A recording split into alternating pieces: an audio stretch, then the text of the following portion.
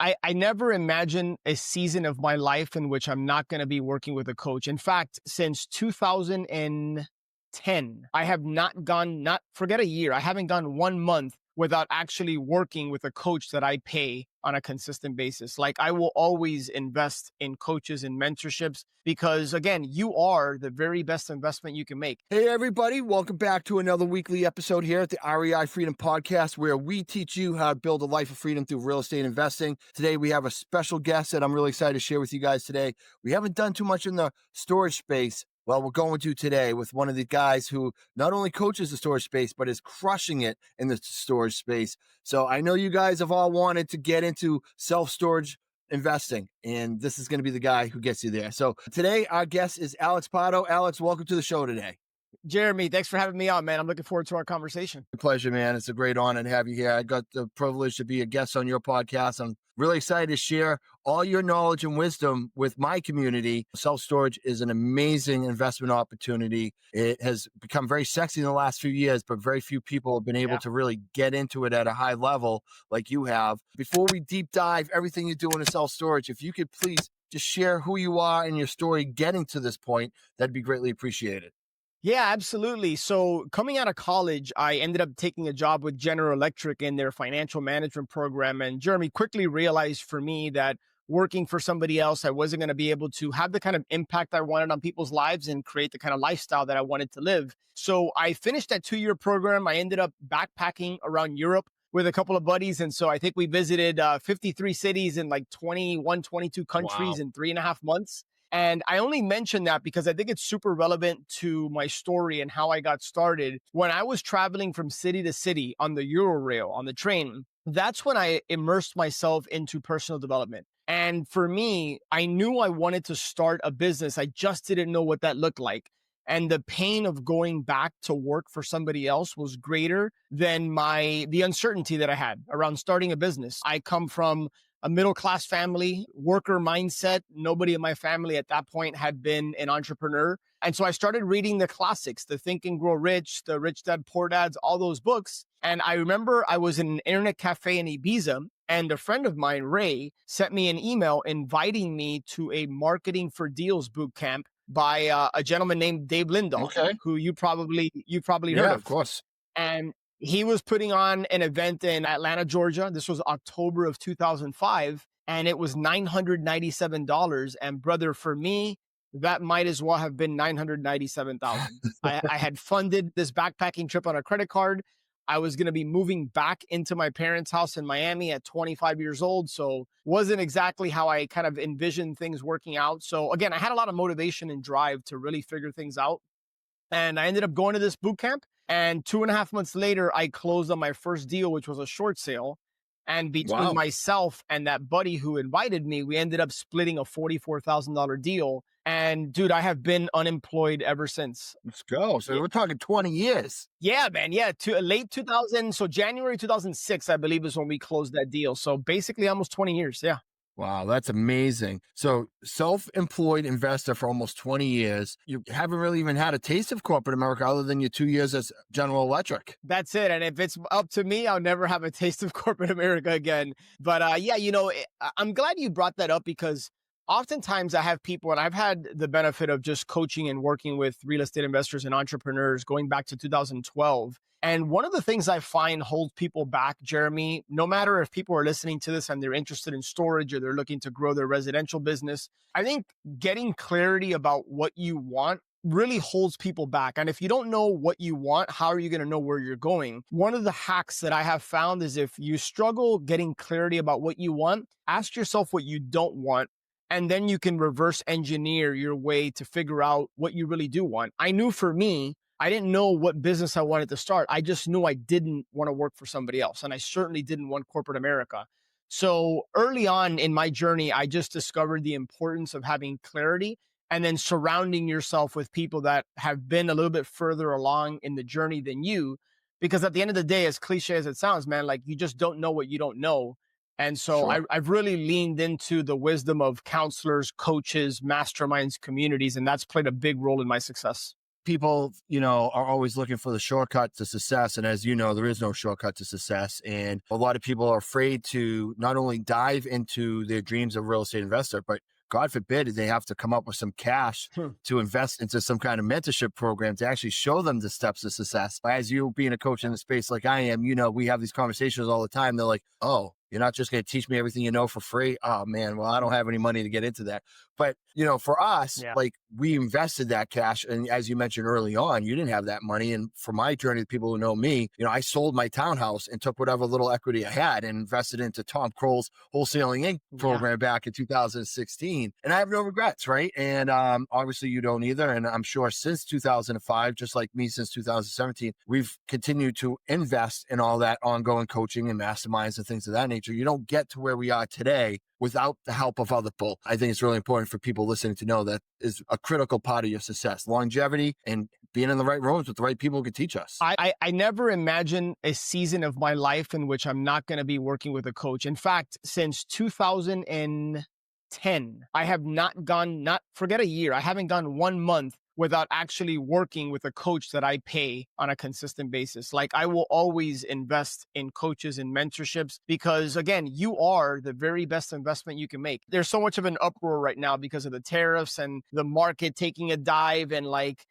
money comes and goes and real estate investments, it's going to fluctuate, right? Like any portfolio, you will never long-term, you will never go up and down if you invest in yourself. You're constantly going to grow and evolve if you are working with the right people.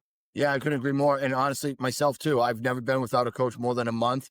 And it was only probably because I didn't find the coach I was looking for during that time, right? When I outgrew a coach, I was like, all right, here's another need. And I went and tried to find those type of coaches. And it brought me in a lot of great coaches. And still to this day, I'm meeting with my coach in a couple of days. We meet a few times a month and Same. Can't imagine being without him. Right. And you're right about the real estate stuff. Obviously it's going to fluctuate up and down. Everybody's like, should I buy the dip right now? Should I do this? Should I do that? I'm thinking to myself, what you should do is invest in yourself. Yeah. Because once you learn and get the knowledge, whatever investment you want to do, whether it's crypto or real estate or stocks, invest in yourself, get the knowledge, because that is the true ROI. And, obviously you've seen that firsthand. 1,000%. It's been said, Jeremy, that when you pay attention, and I'm sure you've experienced this, but when I've made uncomfortable investments in myself, whether it's joining a high level mastermind or hiring a coach, and it stretches me, I tend to show up as a different and better version of myself than if it was just handed to me and it was free.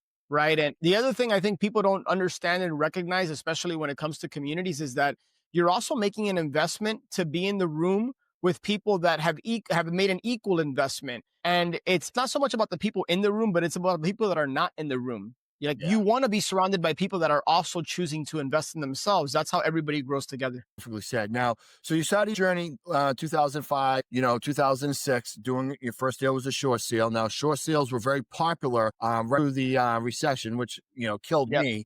How did you handle the recession during that time with the short sales? And when did you transition away from short sales? Because it'd be hard if I know anybody doing short sales today.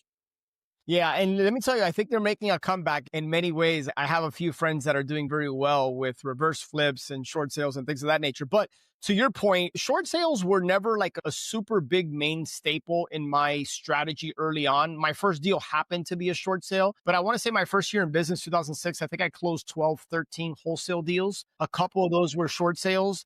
I made it's interesting. We just finished the conversation about the importance of coaches and mentors. Well, one of the biggest mistakes I made early on, Jeremy, is in 2007, right before the crash happened, I decided it would be a wise idea to get involved in my first fix and flip. And it was on a $500,000 property with a partner. That was a lot of money back then. Dude, we bought the facility, we bought the property for $505,000 in the Las Olas area of Fort Lauderdale. We thought the ARV was somewhere between 750 and 800. Obviously, you know what happened later on in 2007 with the crash. Super painful, long story short, we ended up losing $102,000 on that project between myself and a partner. And up until that point, I've done close to 1,000 transactions in my career. I don't know the exact number, but I've done a lot of deals. And sometimes people ask me like, Alex, what's the best deal you've ever done? Thinking I'm going to tell them about this huge success. Yeah. And it was a success long-term. My best deal was that deal, the deal that I lost $51,000 because up until that point, I always view coaches as an expense. I didn't view them as an investment. And that was the catalyst for me going out, because I knew that had I had somebody walking alongside me, I would have never gotten involved in that deal. And so now to circle back to your question, fortunately, I started working with coaches, I think in 2008, and I was able to survive that very difficult period. And so, yeah, man, to me, I tell this to my coaching clients all the time. The only way this doesn't work, right? Whether it's storage or single family, the only way it doesn't work is if you stop believing in yourself and you quit. Yeah. And that's one thing I never allowed myself to do. I just kept putting one foot in front of the other. I was saying, I always, our coaching clients or anybody in our community is those who survive, thrive. And what I mean is you just got to keep going, right? The longer you stay in the game, the more you're going to thrive in the game, right? There's going to be these inevitable setbacks and these challenges and hurdles you overcome. And obviously you going through that, I mean, it doesn't get any harder than that. I mean, that was the hottest time we've probably seen in the last 20 years. I mean, obviously probably the hottest time in your career. And you were just a couple years in, you had some success, and then you lose $51,000, which is a lot of money back then. I mean, you could make the argument that's close to $100,000 now, right? Yeah. And then you're going into the next 2 to 3 years of uncertainty in Florida, which is one of the states that got hit the hottest in the country. And you still had to find a way to pivot through that so you didn't have to go back to your job. I mean, that's a scary thing. And you still persevered through all of that. That's amazing, dude. Yeah, that's it. It's a matter of expectations and mindset. I think oftentimes when people get involved in something or people have been doing it for a while, I expect that there's going to be challenges and adversity and setbacks. Now, I don't invite them, but I also know that because I'm investing in myself, because I'm growing through the pain, that I can deal with anything that comes my way. And I think a big part of it for me is just my faith and how I've grown spiritually, and my belief in God, and that like, no matter what I'm faced with, like I believe I'm going to be able to overcome. And so while I don't openly invite the adversity, I know that it's just a part of life. It's a part of business. Not everything is always going to go and work out as planned. But if you believe in yourself and you continue to, just like I said, surround yourself with the right people and you keep putting one foot in front of the other, you're going to eventually succeed. Yeah, it reminds me of a quote one of my former mentors, Ken Clothier, would say. He's like, you're going to get sued.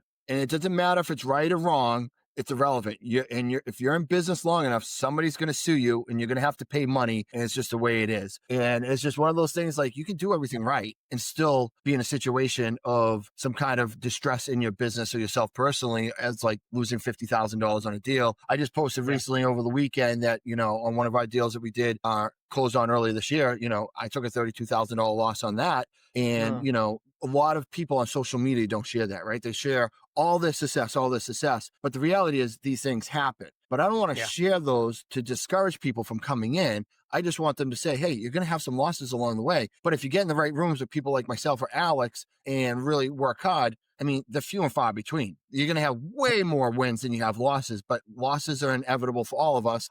Even the great athletes who make it to the Hall of Fame, like Tom Brady, right? He went to 7 Super Bowls. He lost a couple of them, right? Or 10 Super Bowls. He lost a few of them. Those are the ones he probably remembers the most, more than the ones that he wins, because those are the ones that we grow from the most as well. That's right. And dude, think about, you brought up sports. Think about baseball, like the Hall of Famers, the very best, fail 70% of the time. Correct. Right. They go to bat 10 times and they get on base 3, or they're batting 300, their batting average. So it's really a microcosm of how life and business are. And the difference is you're probably going to succeed a lot more, to your point, than you are going to fail, but you are going to take those L's. Yeah. And they're learning lessons. They're not losses. Yeah. And don't let them stop you from achieving your goals. All right. Well, so when did you take this shift into self-storage facilities, and why? Yeah, great question, man. And it's a loaded one. I made the decision in 2019 that the wholesaling business for me was no longer aligned with my goals and my vision. I openly share the mistakes I've made, so that the hope is that people can learn from it. Well,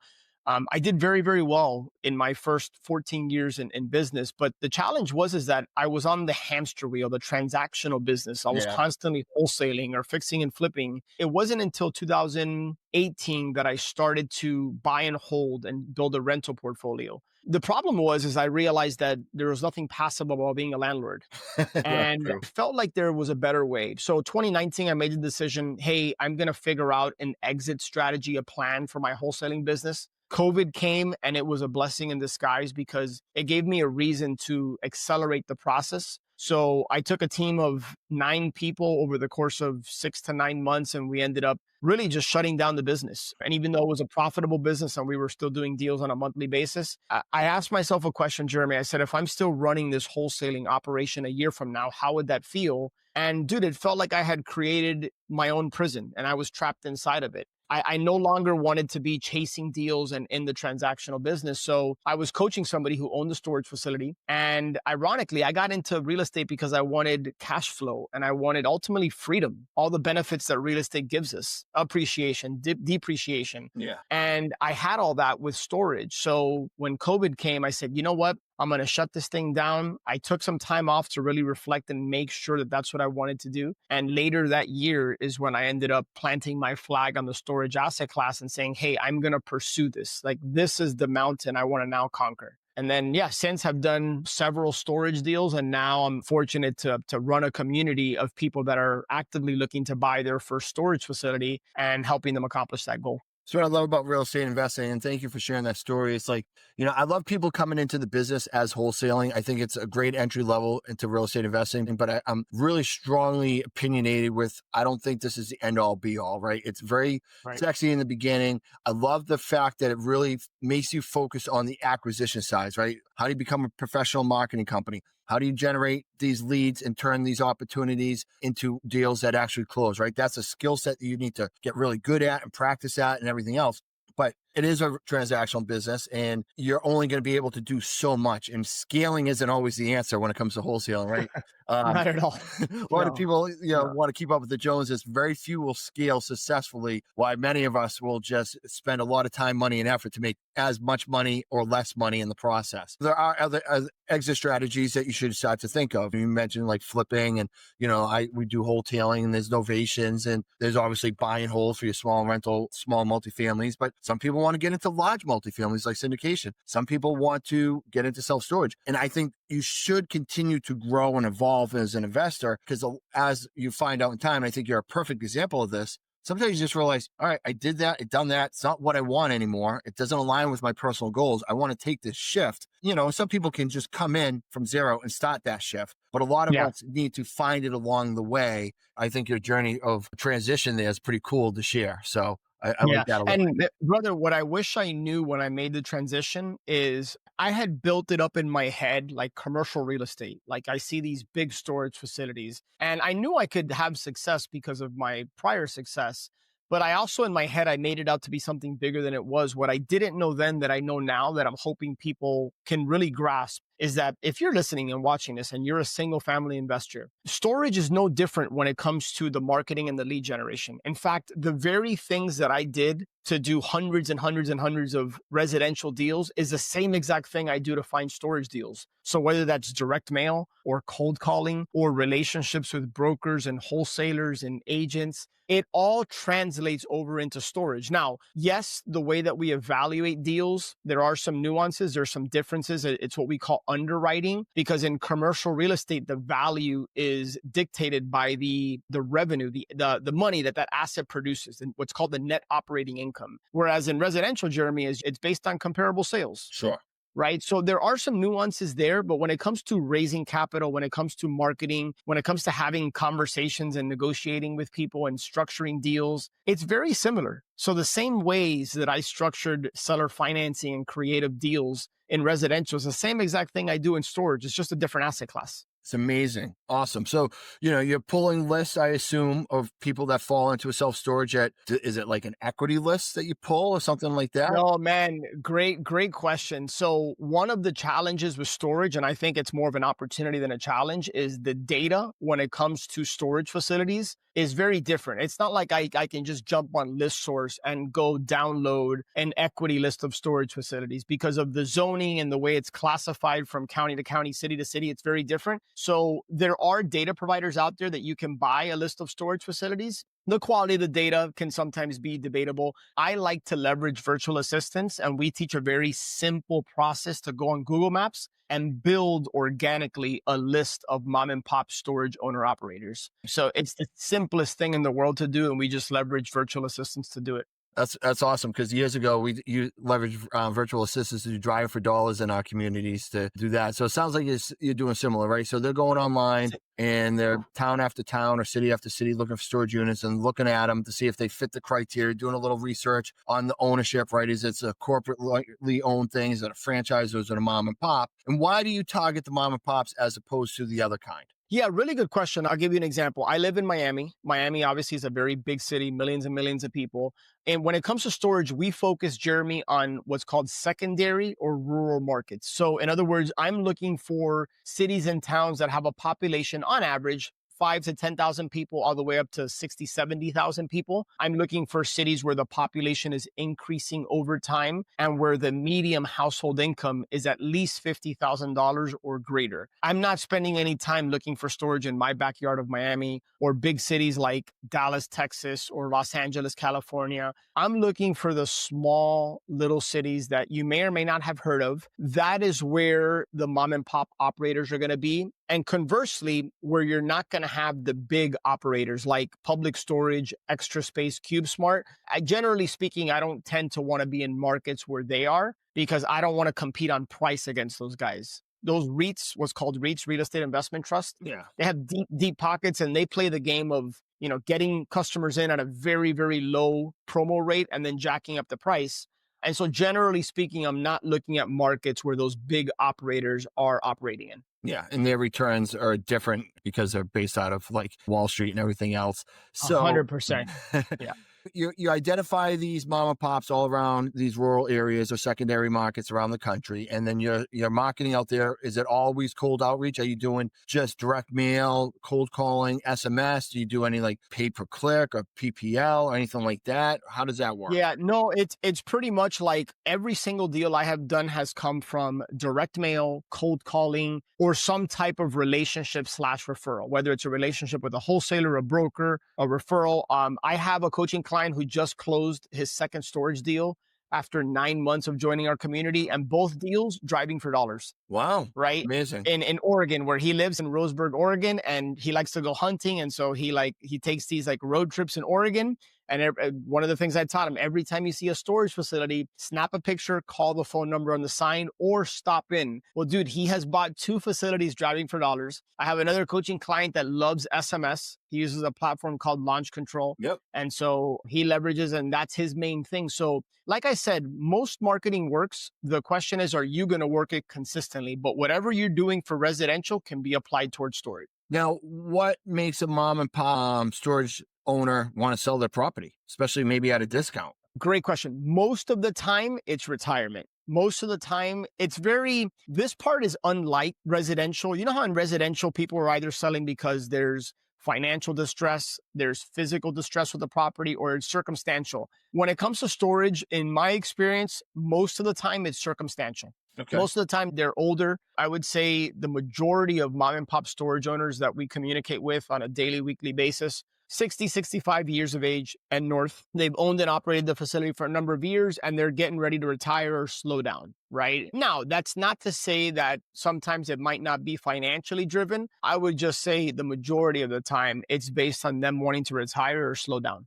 And then when these opportunities present themselves, I assume within your coaching program, you have a system to, talk to them over the phone, some kind of like call script, a way to evaluate the deal, how to build rapport, Absolutely. look at creative ways of taking the property down, maybe not having to go get a loan for it, but if they have owner free and clear, maybe some kind of seller finance and things of that nature. 100%. In fact, every single storage deal I've done to this day, I have yet to use any of my own capital. That's amazing. My very first deal, I got a small business administration loan, so SBA, and I brought in an equity partner for the down payment that we needed, seller financing, private money, equity partnerships. I mean, there's a lot of different ways to structure deals. And I'm glad you brought that up, Jeremy, because I think one of the limiting beliefs that hold people back from looking at storage or commercial in general is this belief that they need to have a lot of money in their bank account. And the truth is OPM, other people's money. It's like, it doesn't have to be your money. You just have to understand how to structure these deals. And that's one of the things that we go deep in our community.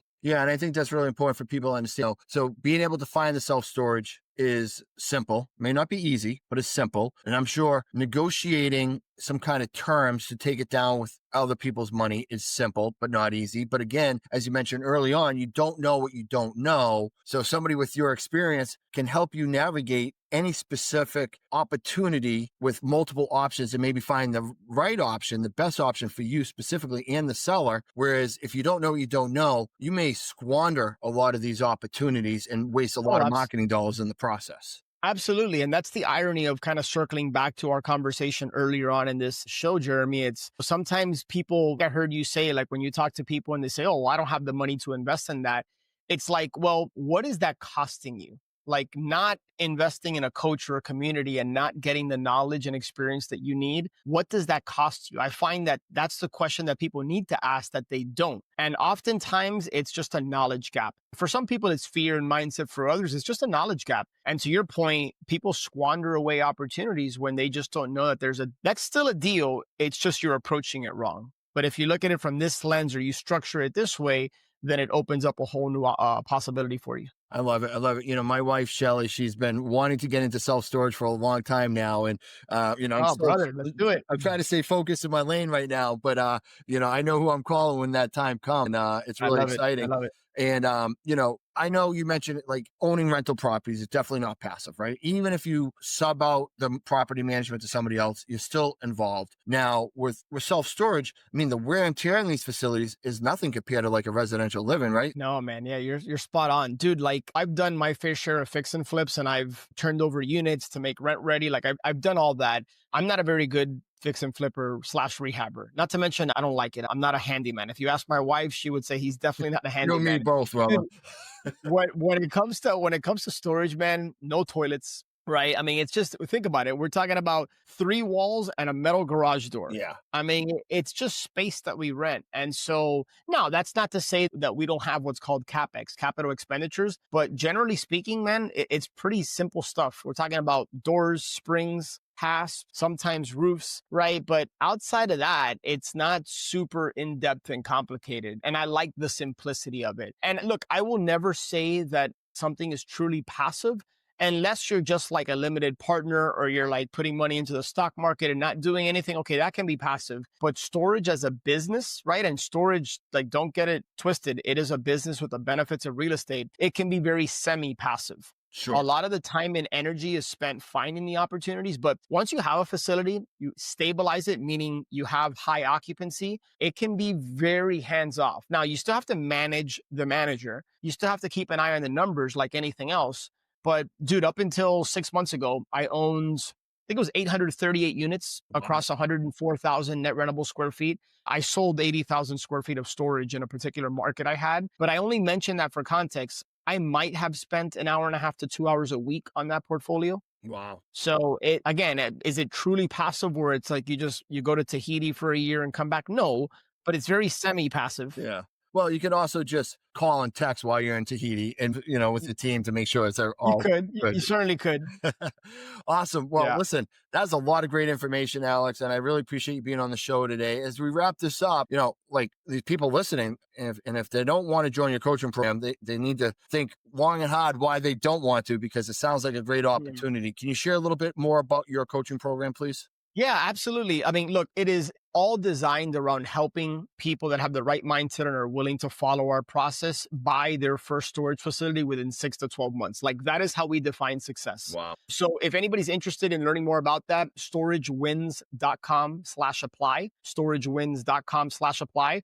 And for anybody that just wants to go deeper and just maybe consume more content about storage, I've been committed to putting out more content about storage and helping people get started on my YouTube channel. So youtube.com/Alex Pardo, just my name. And I put together a playlist there of how to buy your first storage facility. So it's a string of videos that can just walk you through the entire process. I love that. And we'll put all that in the show notes so people can look into that as well. Awesome. Alex, any parting words as we finish up this episode that you'd like to share with our community? Yeah, look, no matter if it's storage you're interested in or whatever it is that is your main focus, just continue to take action and move forward, right? Like one of I think the biggest ways that you can gift, reward, compliment us is by taking something that you've learned and then just apply it in your life and business. and then do that consistently, iterate, learn from it, and keep doing it. And that is how you're going to grow. And it's amazing how far you can, like, how much success you can achieve in a year, 2 years by doing that consistently. And sometimes I think people are just, there's a lot of false starts, to use a football analogy. Like, they get started, they slow down, and so they never have that momentum build up. And I'm hoping that people can grasp at least one or two things that I shared here today and then just apply it in their business. Yeah, I think they will. And this business is all about momentum. You got to keep the foot on the gas pedal. And what I'd love to tell people is 5 years in corporate America, you don't achieve too much. 5 years in real estate investing can change your life drastically, 100%. right? 100%. So, awesome, Alex. Thank you so much for being on the show today. Really, really appreciate it. Great stuff. We're going to drive everybody to your content because, that's the place to learn for self-storage. So thank you so much for being on today. Thanks so much, Jeremy. Appreciate you. Guys, isn't that an awesome episode with Alex? I mean, it just shows you, this is why we call it REI Freedom. Freedom through real estate investing comes in many different ways, whether that's wholesaling, flipping, buy and holding properties, even self-storage. We recently had Chris on when he was talking about creative financing, where he's not putting any money into these deals and he's owning properties. There's so many opportunities out there for everybody. What is the niche that you want to focus on? If it's self-storage, Alex is the guy you need to go to. Until next week, guys, continue to build your life of freedom through real estate investing. And hope you guys have a great week. We'll see you then. Take care. Bye-bye.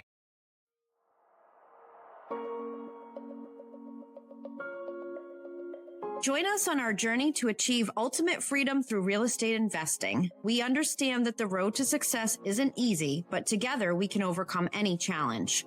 Please subscribe, rate, and review our podcast to help us grow and reach more aspiring individuals. Visit our website to access additional resources and join our email list. Follow us on social media at REI Freedom for more updates. If you're interested in our acquisition coaching programs, visit reifreedom.com for more information. Let's go.